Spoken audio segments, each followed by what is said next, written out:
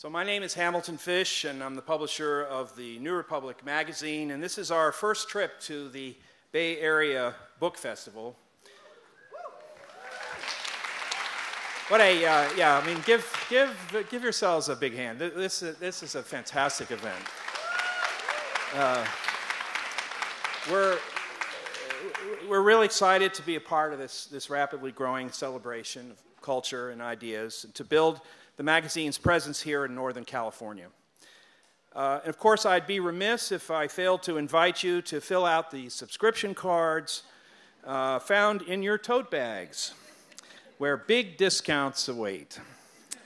Let me just say how thrilled we are at the New Republic to have the opportunity to sponsor this afternoon's conversation.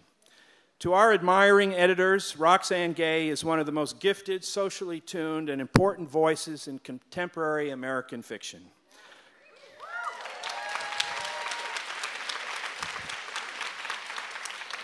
And Rafia Zakaria, in addition to being a respected social historian and critic, is also a valued contributor to the pages of our magazine.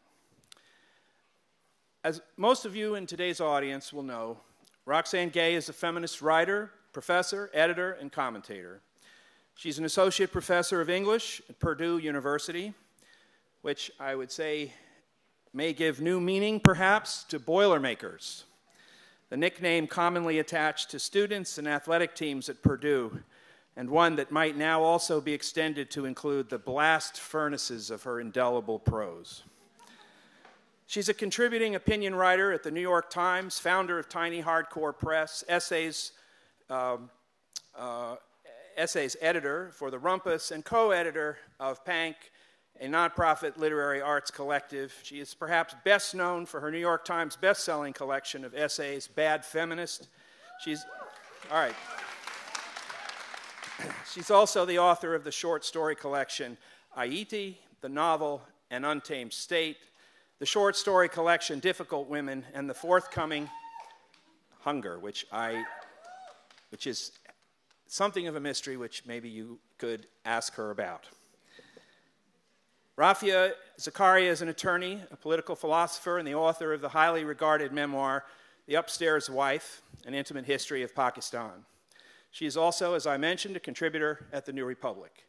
And this excerpt is from her recent essay in the New Republic on difficult women, titled Roxane Gay's Masterpieces of Private Rage. The protagonists of her stories are not always black or brown, nor always women, but they are, all of them, complicit in the infliction or perpetration of intimate violence, racked by secret desires and seething rage. All of it deftly and terrifyingly underscores the absurdity of a society tacitly ordered by skin color and the privileges accrued by those who have ended up at the winning end, circled and watched by those who have not. Please join me in welcoming to the stage of the Bay Area Book Festival, Roxane Gay and Rafia Zakaria.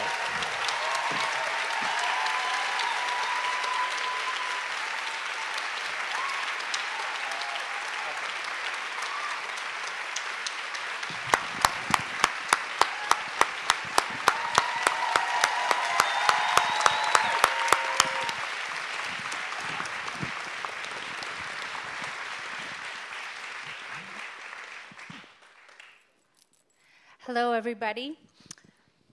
Well, this is the greatest moment of my life.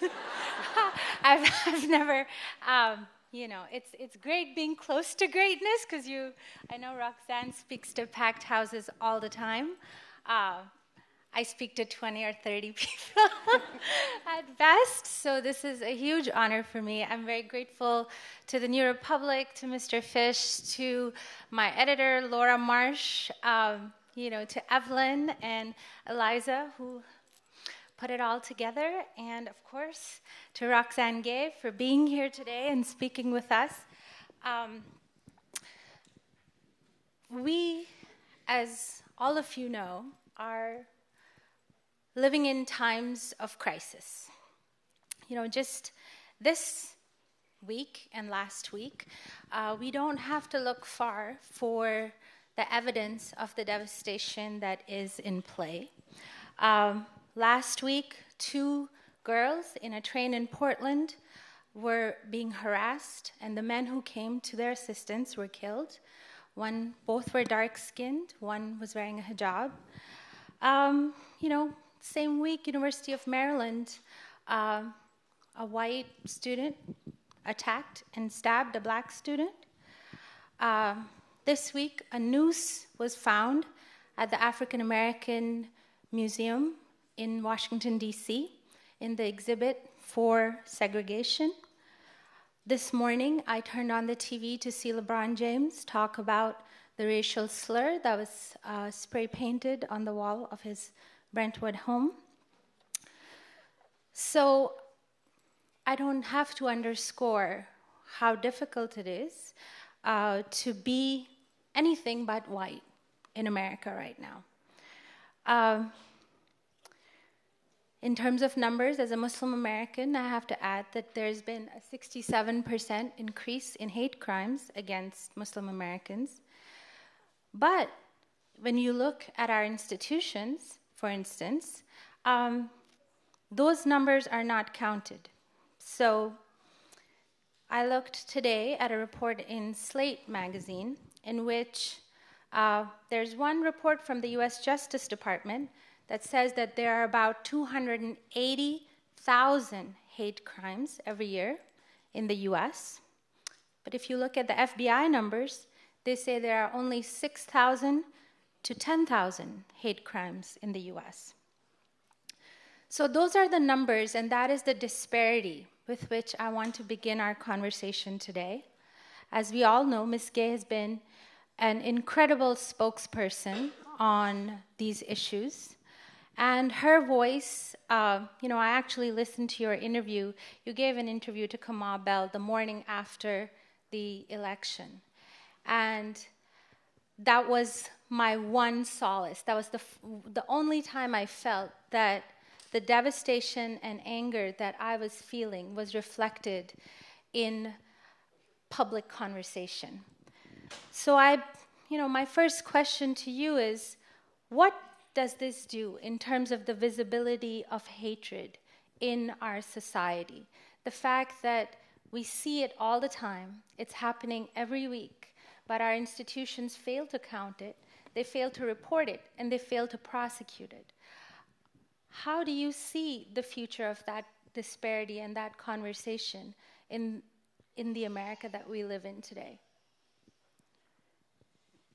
I have no idea. The disparity is grotesque. And every day, multiple times a day, we hear stories of just how bad it is. And people still resist. And so I think one of the first things is that we can't count on institutions for anything, especially not under this president. We can call him the president, but let's be real. He can't even spell it. So, I think that we have to find ways to support each other and get justice for hate crimes and this kind of violence outside of the institutions, because the FBI does not care. And they're not going to care until, I don't know what it's going to take. After Sandy Hook, I stopped believing in institutions. I just did, because if the murder of children was not the bar in this country for changing the discourse around violence, let alone gun violence, then nothing was going to change it. And every single day something new happens, like now these young men in Portland were killed, and that's not going to move the needle either. Nothing is going to move the needle. And so I think, I hate to sound so depressing, but I think that we have to find ways to exist without the institutions and survive and thrive without the institutions. And we have to think about other forms of justice outside of the carceral system, which actually does not often provide justice. So in the same interview with Kamal Bell, that I've listened to it several times, so hey, sorry. I know. It's okay. I know I parts of too. it by heart. Well, one of the most interesting things or most valuable things in terms of resistance beyond institutions that you mentioned is that you don't like the term white allies. And I wanted you to talk a little bit about that. Well, increasingly I'm just done with allyship, because when you call yourself an ally, you are creating a remove between you and the problem. And I think that we have to start taking on oppression individually as if it is our own oppression, because that's the only time we are invested enough to do what it takes to create actual change. And I think white people in particular love this idea of allyship and of like being a good white person. Not an event goes by where a white person does not stand up in the audience and ask me, what can I do? That is a prime example of white allyship. Like waiting for us to provide emotional labor to teach you how to be a decent human being. And it's frustrating, like it's common sense. I don't have the answers. People of color don't have a magical treasure trove of wisdom from which we draw. And so it's exhausting to be asked this question, and until people are willing to abandon this idea of allyship and say, you know what, transgender oppression is my own, and racial oppression is my own, and the oppression that we see against disability and different kinds of bodies is my own, we're not going to get anywhere. Yeah, I love it. One of the other things that you've talked about, and I think you're very, in your new book, which, hey guys, this comes out next week, and oh my God. Oh my God. I was telling everyone, I have a very, very coveted secret copy, and I'm going to run back to my hotel room and hide it as soon as this is over, because after this conversation, you're not going to be able to wait to read this. Seriously speaking, though, in this book and in so much of your written work and your commentary, you are very honest about your own privilege. The fact that you don't share all the variables with every oppressed person, with every person who's facing an injustice. Would you talk a little bit about the moral responsibility of privilege and what that entails for individuals? Yeah, definitely. When I wrote Bad Feminist, I wrote an essay about privilege, and I was really thinking about how all too often when we're having discussions about oppression and creating social change, people love to use the idea of privilege as a weapon to silence. And, people say, oh, you're a white man, shut up, which oftentimes is the best advice, but is that really productive? Are we really being genuine with that? And I think that oftentimes when you are marginalized, there is this posturing as if you have no privilege. And within the developed world, at least, I think almost everybody has some kind of privilege. And it's important to acknowledge that privilege because you can both have privilege and be oppressed. Those are things that are not antithetical. And so I am very open about the fact that I have many privileges, because I think it's important for you to understand that oftentimes when I'm talking about social justice, I'm not crying and whining, and I'm not talking about things that I don't have. I'm thinking about something bigger than myself, and I'm thinking about this idea of the greater good, and that when you have a voice, you have a responsibility to use it for people not just like you. And so the older I get and the more mature I get, the more I try to do that, because it's just so, so important. Yep. I mean, to what extent, though, I'm going to push you a little bit on that, because I think that sometimes when we talk about that within abstract discussions, in fact, it reminds me of one of the incidences that you talk about in your new book, which is when you got your acceptance letter to Yale. Mm-hmm. And there was a white male student who saw you open your letter and that you got it, and he immediately said, affirmative action.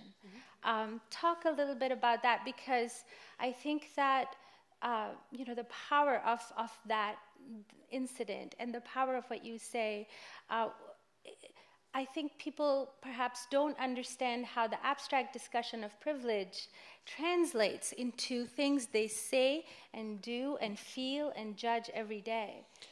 Yeah, I mean, within the thing is, like, the reason I think it's important to locate your own privilege is that we were in the post office of Phillips Exeter Academy, where I went to high school. And I was holding an acceptance letter to Yale. And he was like, wah, affirmative action. And so he went to, like, BU. I'm going to hell. And I went to Yale. And we're all going with you. Yes. We're and coming. So, like, yes, he has more privilege, absolutely. And he is very irresponsible with his privilege. But don't cry for me. Like, that was, like, the best possible circumstance under which I could be oppressed. Like, I can't cry for, I talk about it, and it affected me, and it's certainly, when I write about my ambition, I talk about how no matter where I am and what I achieve, there are white people telling me that I'm there because of affirmative action. But, like, you can't cry for me. I just think it's indicative of how pervasive oppression is, that you never get any credit for your accomplishments no matter what you're doing. So I just like to complicate the conversation a little bit more and say there's some context here, in that, yes, we can look at this situation and say he's the bad guy, because he is. He played lacrosse. So, but there are levels to it, as the kids say. Well, going from our laughter to the issue of rage and anger. You wrote for the New York Times a fantastic essay called Who Gets to Be Angry? Oh, I like that one. I know. I've read that a few times, too. And I think that, one of the things that you identify in that essay is this disparity between who is permitted to have public anger. And I think that people forget that. People forget that when you or I or a person of color or a person who's disabled walk into a room, all the prejudices or all the interactions that people in the room have ever had with a person of that type walk in with them. Mm-hmm. And so they have this burden that they have to disprove. And that plays out very crucially in terms of anger and rage. So maybe talk a little bit about the difference between the two and this issue of between public anger and rage? Yeah. Yeah, I mean, I think anger is more focused and rage is broader, because rage is collective, it's accumulated. And a lot of us right now are experiencing both anger and rage. I'm angry about the election, but I feel rage about all the reasons why the election went the way it did. And so it's important to understand that distinction, but I also think it's important to embrace anger and rage, because all too often when people are angry or rageful, they're dismissed, as if you cannot be rational of thought and you can't make sense and be angry. And as if anger is an inappropriate emotion given the things that are going on in this world. It's very appropriate. It's a question of, like, what you do with that anger. And I try not to judge people for what they do with their anger, because sometimes anger is unproductive, sometimes it is productive, and sometimes it accumulates to such an extent that you are full of rage. And I am very comfortable with rage. I am, and I feel quite a lot of it. And yet I'm still able to function in society. It's amazing. But what was that process? Because you didn't obviously, you didn't get to hear and without confronting situations in which you were told to calm down. Mm-hmm. Or you were looked at as, we can't listen to anything. She's obviously now left the realm of our rational discussion. I don't know what the process was because I think I'm still in it. I think whenever I am dismissed because of my anger, I just recognize that is not someone who was ever going to listen to what I had to say anyway.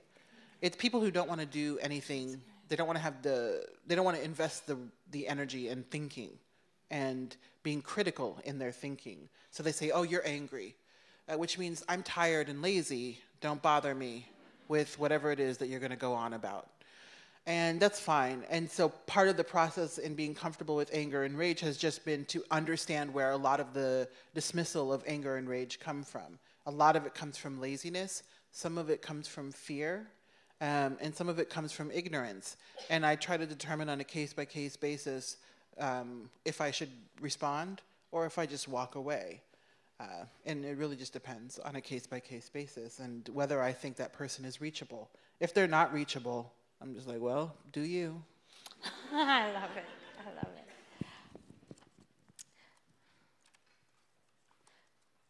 So, and going along with that, I think, and actually, Ham quoted part of that essay that I wrote on difficult women. Which was very lovely, by the way. Thank you. This is my dream moment come true. Everybody, did you hear that? But I think what was particularly poignant and very masterfully done in that essay is that you showed how both racism and anger seep into the private lives of people, and how they get translated into these interactions that are not public interactions. So the interaction between couples, the interactions between someone who cleans people's houses and the aerobics instructor and her students in a rich Florida subdivision. Now you've been on book tour for Difficult Women for several months, and I'm just curious as to what reception you have had and what sort of questions you've received, and whether some of those undercurrents have been seen by people. The reception overall has been very good and very gratifying. In the early going, there were a lot of people who were like, oh, but what about the men? And I was like, what about them? The book is called Difficult Women. I write for women. I'm not worried about the men. And they would, more than one radio interviewer said, shouldn't this book be called Difficult Men? And those are people that... What do you say to that? I said no. I'm so tired. I feel like I've lost all fucks. I'm just like, no. I don't give a damn if you have me back on your radio show or not. No. And those are the people I think that didn't see the nuance of the stories and didn't see that a lot of what was fueling the stories and fueling the motivations of the characters I write about was rage. And that's okay, because there are levels to this shit. And so there are some people who read the surface of the story and think, oh, it's just a story about a relationship gone bad, or it's a story of a wealthy community. But, in the story Florida in particular, it's also about the people that make that community possible and the people who do a lot of the invisible labor in that community. And so when people get that and when people see that, that makes me very happy. And so I have enjoyed those moments. Unfortunately, a lot of people stop at, oh, there are so many bad men in this book. And that's not true. There are several good men. I have male friends. And that's not the point. The point is that oftentimes women deal with a lot of nonsense. And so in a collection with this many stories, 80% of them are going to have women dealing with nonsense. That's just reflective of life. And I'm fine, that I just take a lot of that criticism in stride, and it is what it is, but I will write the same damn story over and over again. I found my story. I love it. Well, so that's your last book. We'll move on to your next book. Yes. A book which I quote, in the beginning of this book, you say, "Writing this book is a confession. These are the weakest, barest parts. These are the ugliest, weakest, barest parts of me." So you've moved obviously from fiction now to memoir, and it is just the most staggeringly honest book that I have read. Every writer aims to do that with their words, but you've done it. But at the same time, as you yourself say, it is a very personal book. How are you feeling, this weekend before this, where are you at? Oh. I'm feeling a lot of existential dread. I always swore I would never write a memoir. I mean, it is just beautiful. Thank you. And I mean, you have shown, it's transformative, and you can see the journey that you've been on in this book. And so, I'm just, I guess, curious just in terms of this book. And even, you've written very personal essays before, so it's obviously not uncharted territory for you. In terms of how you make sense as a writer of showing your most intimate parts to your readers, and also how you are negotiating your public and private self. I mean, how do you think of those things? Well, I have very clear boundaries with myself about what I will and won't write about. And I stick to those boundaries without exception, because I think that all too often we ask writers, and women in particular, to bear themselves entirely and to sacrifice themselves for someone's reading pleasure or delectation. And I just couldn't, I don't want to be sort of subjected to that, even though I don't get to control how people read my book. So I had firm boundaries and I stuck to them.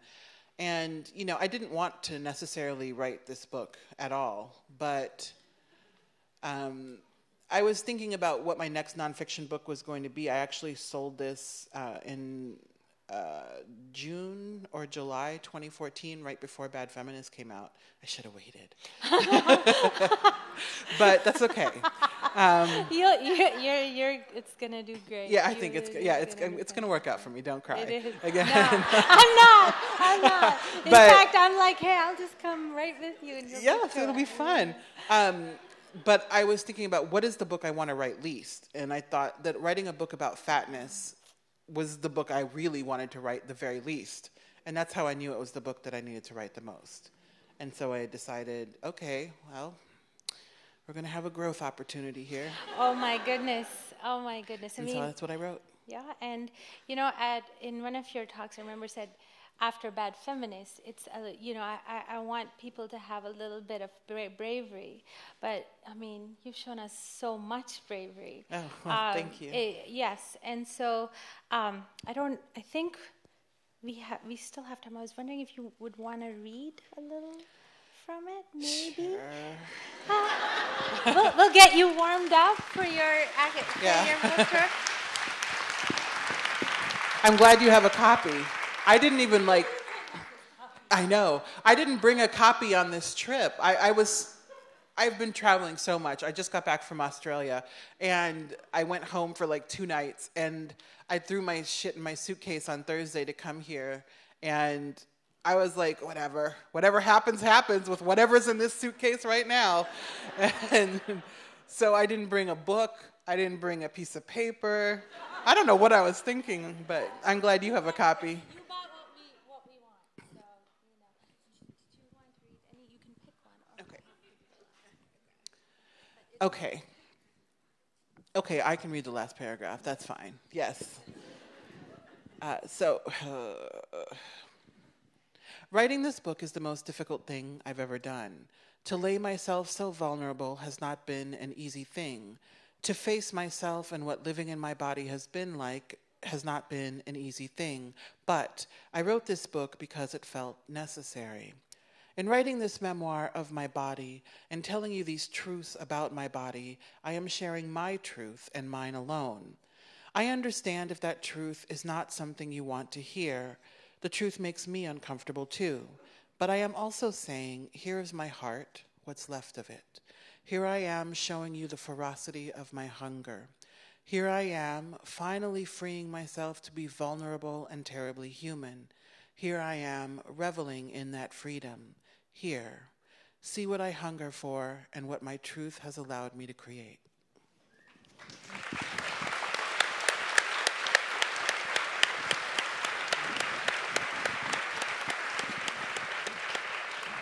It's a decent book.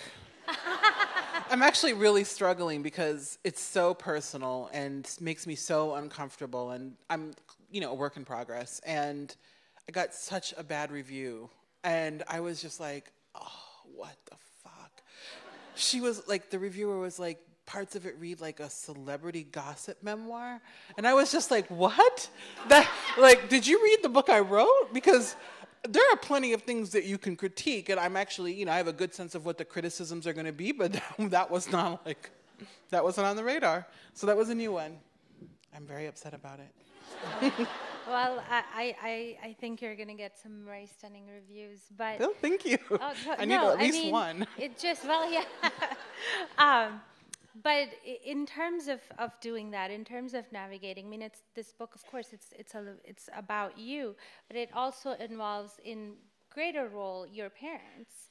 Yes. And I think, as someone who's written memoir myself, for me, that is always the hardest thing, because our relationships with our parents are inevitably multidimensional. Mm-hmm. So talk a little bit about that and how you've sort of thought about that as you were writing this. Yeah, one of my clearest boundaries is to be very judicious in terms of how I write about the people in my life, whether it's my parents or my partner, because the people in my life don't ask for all of this. And there's nothing that's happened in my life that I feel such a burning desire to write about that I would transgress their boundaries. But at the same time, in writing about my body, I have to write about my parents. And so I would try to be I love my parents. We hang out, they call every day. Haitian parents never let go. So we get along very, very well, but there's also a lot of rage there, because I was a skinny child, and then I was assaulted when I was 12, and then I gained a ton of weight, and I continued gaining. And so they saw weight as a problem to solve. And so they put me on a liquid diet, and then I went to fat camp. And just crazy shit to do to a child. And I know that it came from a good place, but at the same time, it did some pretty harmful things to me in terms of how I see myself and my level of comfort around other human beings, and my family in particular. And so I had to write about that. And so I tried to be as kind as I could to them, and I was very, very kind, I feel. But also, you are. Thank you, right? Kind. And I also because at one of the episodes, when you went to the one camp where the food was, and you had to climb up the hill to go back to your cabin every time. I'm thinking, my God. Bad. It was called Camp Kingsmont, and it was like outdoorsy, and that's not me. That's never been me. I'm more like the girl who would go to chess camp, and so we had to walk up this huge hill to get to the cabin. And so if you forgot something in your cabin, you either were shit out of luck or you were shit out of luck because you had to go get it. And I get why the cabins were at the top of this mountain. But I'm not a mountaineer. So it was just not great. And so I talk about a lot of that stuff. And it's just, I just had to tell the story. And I told them not to read the book. And I've had varying degrees of success with that in my past books. I told my mom not to read Bad Feminist. I also told my dad. My mom listened. She still hasn't read it, but my dad read it from cover to cover. And then we had a conversation about it. It was good. My dad's my #1 fan. But I hope they don't read this book. But there's nothing in there they can't read. I just don't want to sit down and chat with them about it now. So as one of the last questions, I think one of the the central dilemmas of this book that is conveyed very, very, in a very accessible and lyrical way, is what can and can't be done to help someone. The 12-year-old Roxane, who was in such large amounts of pain and was so alone. And even in a sense, you convey the sort of helplessness of your parents who love this child more than anything, and yet are sort of unable, to really reach you. So yeah, that's my last question from this side. Is what you would. I don't know. I think about that a lot, and the reality is that I was 12 and I was very scared and I was very sheltered, and so I thought, I'm going to hell. I was just convinced because my parents are super Catholics, and I don't know what they could have done, because when they found out, when Bad Feminist came out, they were like, oh, we would have done something. And I'm like, of course, I know that now. But at 12, I did not know that. And my parents were good parents who, we had an open family. We could talk about pretty much anything. And so I don't know that there's a mode of parenting that would have made me comfortable with saying, hey, this terrible thing happened to me. I need help. And they knew something was wrong. They just didn't know what. And they just saw this symptom, this weight gain happening. So I don't know. But I do know that for other 12-year-olds, you have to be paying attention. And I think you also have to figure out what the right questions are to ask your child without being an interrogator. Yeah. And it's really a difficult thing. Like, how do you get kids to talk about sexual violence? I think we've come a long way. I was born in 1974. It's a much different world now than it was in 1986. It's just a much different world. Yeah. Okay, I actually do have one last question. I'm here for you. Of course. And that is one of the more, something that I haven't heard in other discussions or even other memoirs that talk about sexual violence is, you say you accept the term victim and you don't reject it, and you distinguish between victim and survivor, and talk, I think, about why we need to preserve the idea of a victim. Yeah, I'm fine with the label victim, because I know that it's not the singular definition of who I am. And for me, what I feel the word does, it allows there to be an acknowledgement that something terrible happened, that I suffered. And I'm fine with the term survivor as well, but the term survivor, and I understand why many people use it, and I don't because have any issue. Because it's a triumphal, exactly. Arc, right? And it's this idea that I overcame. And I don't know that I'll ever overcome. I don't know that that narrative arc is open to me for whatever reason. And I'm just old enough to no longer care about that kind of resolution. And so I embrace victim as much as I embrace survivor, because I survived. I'm still alive. Yay.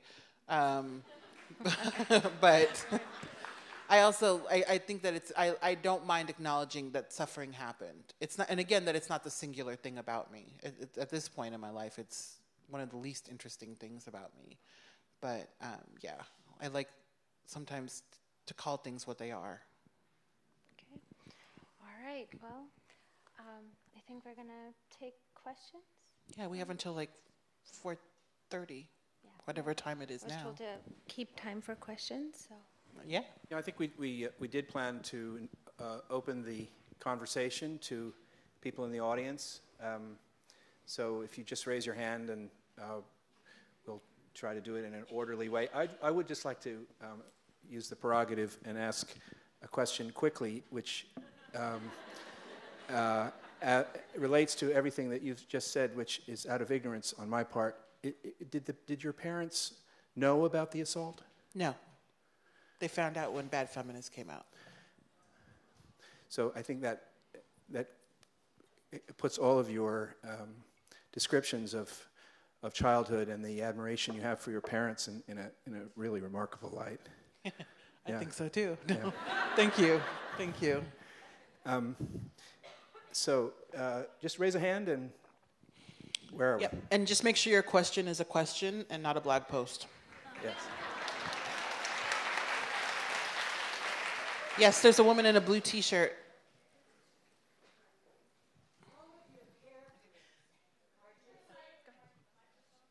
Oh, I guess there are two women in blue t-shirts.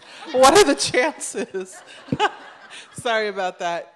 Both of you will get to ask. My t-shirt is not blue, but anyway. I'm in...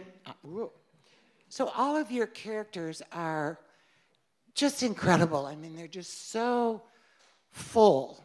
And there were times like when I would read something that you wrote and I would just sort of fall backward and just say, that's like the perfect paragraph or the perfect... How do you feel when you read something that you've written like that? Does that just blow you away too? Or how Yes, does that... it does. I feel the exact same way.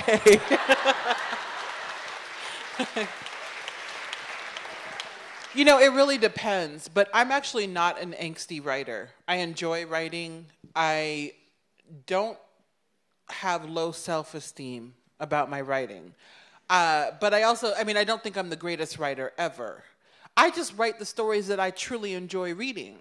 And it works for me. It doesn't work for everyone. But when I write a story and I read it and I feel affected by it, that's when I know it's the right story.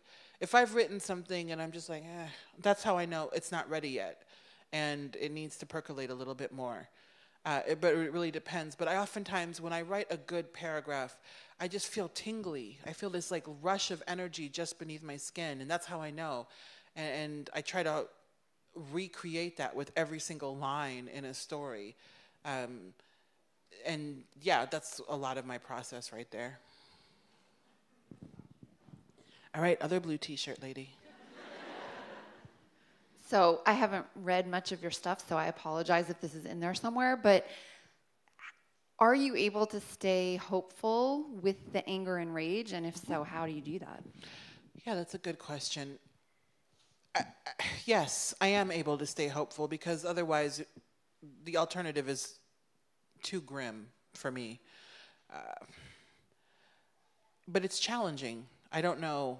I just still try and have hope. And it's been very, very hard for me personally since November because I'm still staggered. I can believe it because I live part-time in Indiana, but I can't believe it because I live part-time in LA.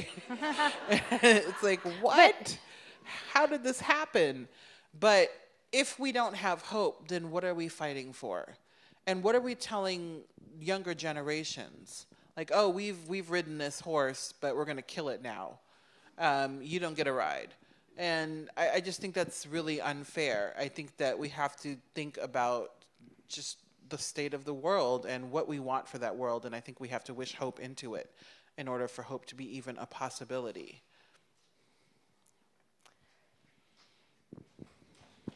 Oh, you don't have to clap.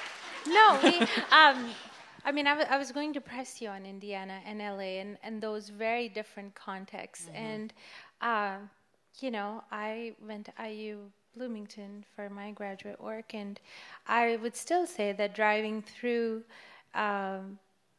most of the post-industrial towns in Indiana, whether it's Gary or Marion or Muncie, you see a different sort of anger and a different sort of rage. Yeah, you see an anger and a rage born of entitlement. I did not get the white dream. Therefore, I am very angry. Yeah. Yeah, I agree. And I don't... it's been interesting because I'm from the Midwest. I was born in Nebraska. I lived in the Midwest for about 30 of my 42 years. And so in the wake of the election, when everyone was like, we need to understand the people in the flyover states, as if it's a great mystery, was particularly interesting to me because it's not a great mystery. We live there. And also this idea that it's white people only. Like, we need to understand white people. We need to understand the working class, as if people of color are not part of the working class. Yeah. And it's still happening to this day, that people are characterizing this in this way. And I lived, in the past 12 years, I've lived in rural Michigan in the Upper Peninsula. I have lived in rural Illinois, in Charleston, Illinois, and now I live in central Indiana, which is also rural. And in each of those places, I have seen American poverty up close. And it's a crime. It is appalling. And something needs to be done about it. But what's interesting is that the people who are suffering from this level of poverty think that Black people and Latinos are the ones that are in the way of their economic progress, when in fact it is rich white capitalist industrialists that are in their way, and yet they keep supporting them. And I don't know, I think the question isn't how do we understand these people, but rather how do we communicate to them who their true oppressor is. So it's challenging. It's challenging to straddle. The LA thing is very, very new. I've been going back and forth for 3 years for love. And yeah, when it's right, you'll fly 3,000 miles a week. And it's so different. And I love LA. I love it. It's so freeing. I know that people talk about it's all the skinny minis, but it's actually not what you think it is. I mean, that's there, but people in LA are so self-absorbed that they're not worried about you at all. And I love that, but That's great. the other great part is that it's so diverse.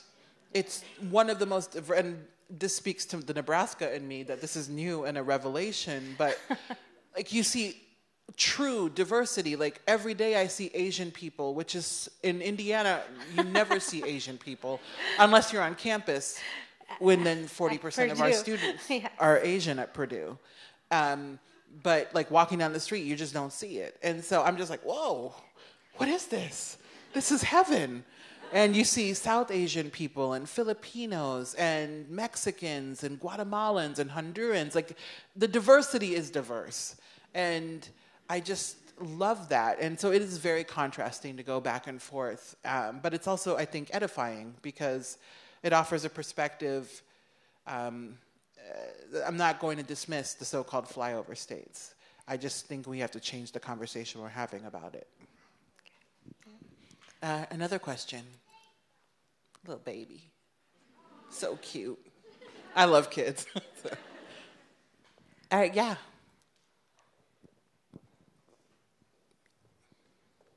I can do this without a mic if you want.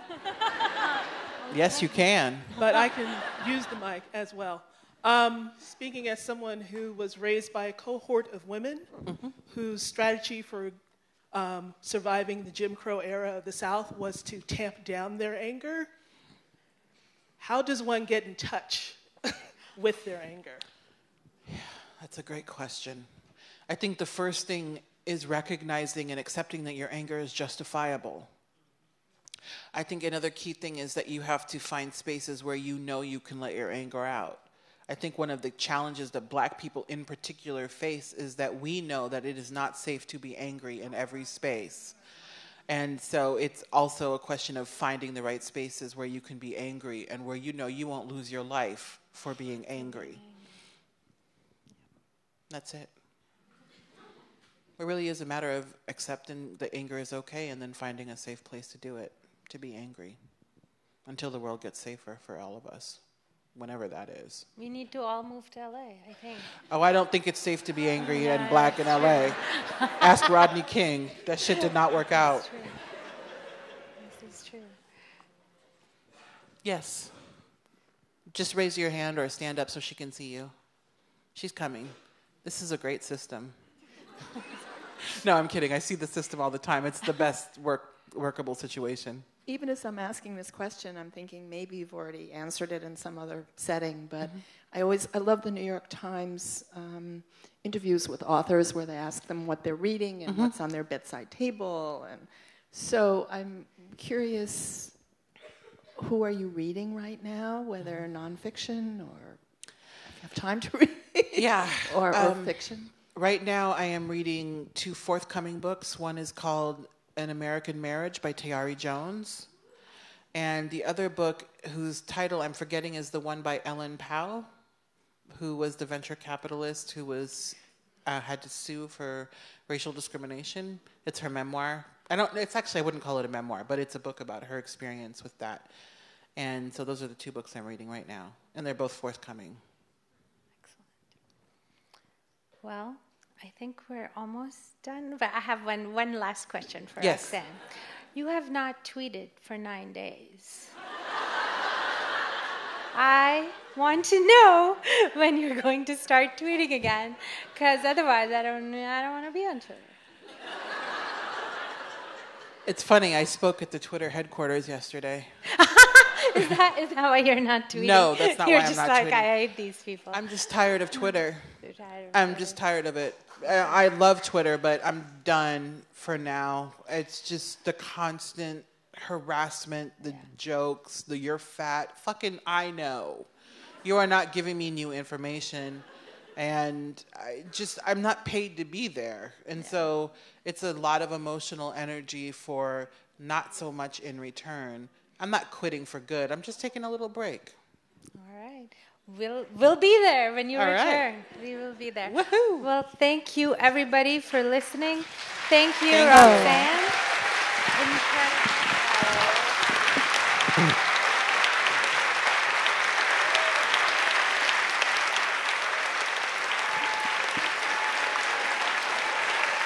We got this.